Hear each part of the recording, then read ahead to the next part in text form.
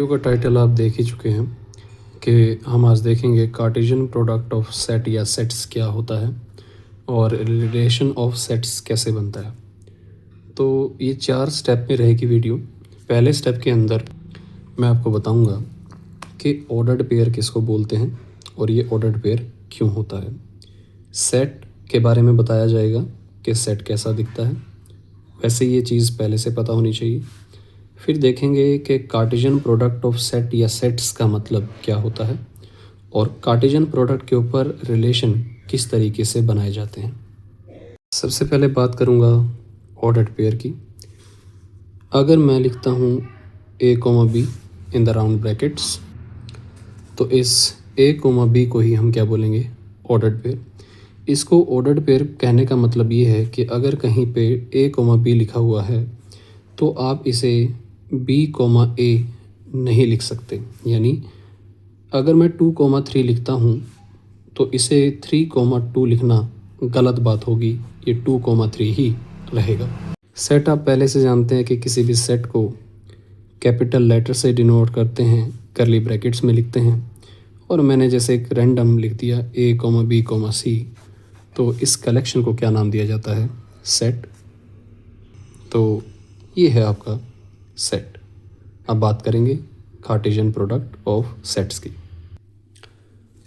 Cartesian product of set के लिए मैं आपको कहता हूँ कि आपके पास 2 सेट हैं। पहला सेट है A और दूसरा सेट है B। ये दोनों नॉन एम्प्टी सेट हैं, ये दोनों के दोनों नॉन एम्प्टी सेट हैं, यानी कम से कम एक मेंबर तो इनमें होना ही चाहिए। अब जब आप कार्टेशियन प्रोडक्ट करते हैं तो कार्टेशियन प्रोडक्ट से आपको क्या मिलता है या आप किन का कार्टेशियन प्रोडक्ट कर सकते हैं। तो जो कार्टेशियन प्रोडक्ट ऑफ सेट होता है बेसिकली वो भी एक सेट ही होता है, ठीक है। तो ये जो कार्टेशियन प्रोडक्ट करके हमें सेट मिलता है उसमें नॉर्मल मेंबर नहीं होते, बल्कि जो मेंबर्स होते हैं वो ऑर्डर्ड पेयर होते हैं। तो ए के साथ ही कार्टेशियन प्रोडक्ट निकाला जा सकता है, बी के साथ ही कार्टेशियन प्रोडक्ट निकाला जा सकता है, या फिर ए का बी के साथ भी कार्टेशियन प्रोडक्ट निकाला जा सकता है। तो इसके लिए मैं एक एग्जांपल लेता हूँ। जैसे ए सेट के तौर पे मैंने लिया है 1, 2 2 मेंबर्स, और बी में मैंने 2 मेंबर्स लिए हैं, सपोज़ करें a, b। तो इनके कार्टेशियन प्रोडक्ट को कैसे शो करेंगे, तो इन दोनों का कार्टेशियन प्रोडक्ट होगा a क्रॉस b, और a की जगह क्या रखेंगे 1, 2 क्रॉस साइन a, b।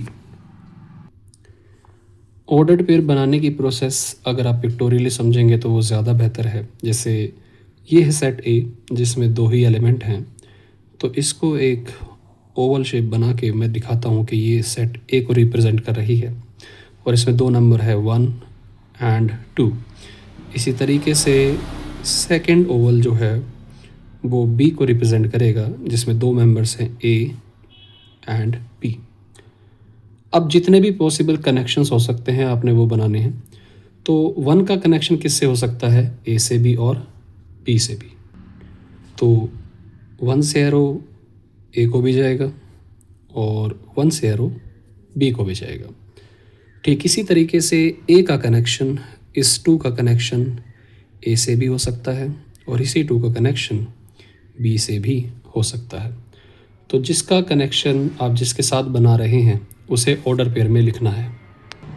यानी ए क्रॉस बी में 1 का कनेक्शन किससे हुआ, पहले ए से, तो हम लिखेंगे 1, ए, फिर कॉमा। 1 का कनेक्शन बी से तो 1, बी, फिर 2 का कनेक्शन ए से यानी 2, ए, एंड 2 का कनेक्शन फिर बी से यानी 2, बी। तो this is called the Cartesian product of set A with B, जिसमें हर एक एलिमेंट जो है वो ऑर्डर्ड पेयर की फॉर्म में होता है। तो कार्टेशियन प्रोडक्ट का मतलब है a set which has all the members in the form of ordered pairs is called the Cartesian product of the sets। तो आप कार्टेशियन प्रोडक्ट को कैसे डिफाइन करेंगे, तो इसके लिए हम लिख सकते हैं Suppose A and B are two known empty sets, and the Cartesian product, which is denoted by A cross B, is a new set which will contain the ordered pairs, and the first element of the ordered pair belongs to the first set, and the second element of the ordered pair belongs to the second set. तो इससे पहले कि हम relation को समझें, मैं Cartesian product का एक और एग्जांपल लेता हूँ और यहाँ पे हम रिलेशन को डिफ़ाइन करेंगे इन द लास्ट। तो सपोज़ करें आपके पास है सेट ए जिसमें 3 एलिमेंट है 1 2 3, और सेट बी है जिसमें है 1 2 3 4। तो अगर मैं इनका कार्टेशियन प्रोडक्ट निकालूँ तो क्या आएगा अपने पास? पहले 1 से 1 यानी 1,1, फिर 1 का 2 के साथ, 1 का 3 के साथ और 1 का 4 के साथ कनेक्शन बना के ऑर्डर्ड पेयर लिखते जाएंगे 1,3, 1,4। ऐसे ही 2 का लिखेंगे तो ये हो जाएगा 2,1, 2,2, 2,3, 2,4। Now 3,1, 3,2, 3,3 and 3,4। तो ये है Cartesian product of set A with B. अब मैं यहाँ पे जो एक नई कंडीशन लगाने वाला हूँ उसका नाम है रिलेशन। रिलेशन को हम आर से डिनोट करते हैं, एंड आर यानी relation is a subset of A cross B. ये ध्यान रखिए कि जो रिलेशन होता है वो कार्टेशियन प्रोडक्ट के बिना नहीं आ सकता, और कार्टेशियन प्रोडक्ट के किसी सबसेट को ही हम रिलेशन कहते हैं। ये रिलेशन एक तरह की कंडीशन होती है जिसको हमें फॉलो करना होता है, और उसी के बेसिस पे ये भी एक नया सेट बनता है जिसके अंदर भी ए क्रॉस बी की ही तरह ऑर्डर्ड पेयर होते हैं। क्यों? क्योंकि ए क्रॉस बी एक सेट है और उस सेट के एलिमेंट्स ऑर्डर्ड पेयर्स हैं, और आर इसका सबसेट है, मतलब यानी इसी के कुछ मेंबर्स आर में भी आएंगे, तो यानी रिलेशन के अंदर भी ऑर्डर्ड पेयर्स ही होते हैं। तो आर यानी रिलेशन भी एक ऑर्डर्ड पेयर का ही सेट होता है।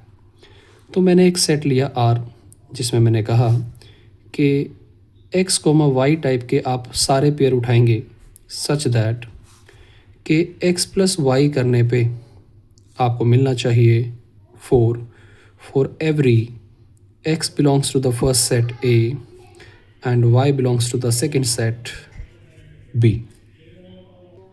तो आप देखिए कि x पहले सेट से है और y दूसरे सेट से है, तो दोनों के ऐसे मेंबर्स जिनका सम कितना है 4, सिर्फ वो वाले पेयर उठाने हैं, बाकी कोई नहीं उठाना।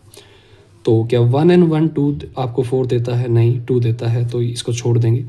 2 and 1 3 नहीं। 3 and 1 4 यस। कंडीशन वेरीफाई हो रही है तो 1,3 आ जाएगा, यानी इसको सेलेक्ट कर लिया जाएगा। 4,1 5 नहीं। 2,1 3 नहीं। 2,2 4 यस, इसको सेलेक्ट करेंगे। 2,2 तो ये भी सेलेक्ट हो जाएगा। 2,3 5 नो। 2,4 6 नो। 3,1 4 होता है यस, इसको सेलेक्ट कर लिया जाएगा। इसके अलावा अगर आप देखेंगे तो 4 तो नहीं होगा, यानी ये यहीं तक हो जाएगा। और अगर आप देखो तो ये सारे मेंबर्स ए क्रॉस बी के अंदर ही मौजूद हैं, यानी R is a subset of A cross B. तो इस आर को हम क्या कहेंगे? R is a relation from set A to B. Denote करने के लिए हम लिखेंगे R from set A to B, यानी कि एक जो रिलेशन होता है वो एक तरह का ऑर्डर्ड पेयर होता है जो एक सेट के मेंबर्स को दूसरे सेट के मेंबर्स से कनेक्ट करता है, और ये कनेक्शन डिपेंड करेगा कि आपको किस तरीके की कंडीशन दे रखी है। एक और रिलेशन लेते हैं, ये मैंने आर लिया, दूसरे को मैं आर स्टार नाम देता हूँ, जिसमें मैंने कहा pick all the ordered pairs in the form x, y such that x बल्कि y minus x equal to 1 मिलना चाहिए for every x belongs to A and y belongs to B। तो अब की बार मुझे सिर्फ वो ऑर्डर्ड पेयर उठाने पड़ेंगे जिनमें से y माइनस एक्स करने, तो वो ऑर्डर्ड पेयर उठाने हैं जिसमें y माइनस एक्स करने पे 1 आए। तो देखिए 1 में से 1 जाएगा 0, 2 में से 1 जाएगा 1, यानी इसका सिलेक्शन हो जाएगा। तो हम यहाँ पर लिखेंगे R star is equal to 1,2। लेकिन अगर इसको देखें तो इनका डिफरेंस 2 है, not selected, not selected, not selected. Sir इसका डिफरेंस तो 1 है, लेकिन हमने y में से x माइनस करना है, x में से y माइनस नहीं करना, इसलिए इसका सिलेक्शन नहीं होगा। ये भी नहीं होगा क्योंकि डिफरेंस 0 है।